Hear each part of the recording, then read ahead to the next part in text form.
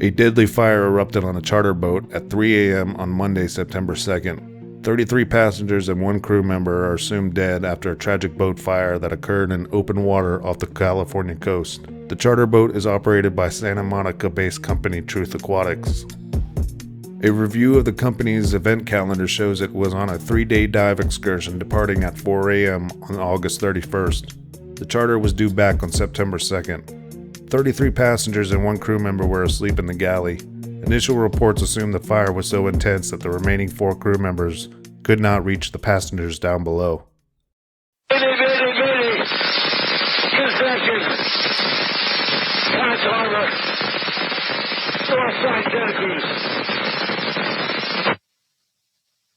Vessel in distress, this is Coast Guard Sector Los Angeles on Channel 16. What is your position and number of persons on board? Over.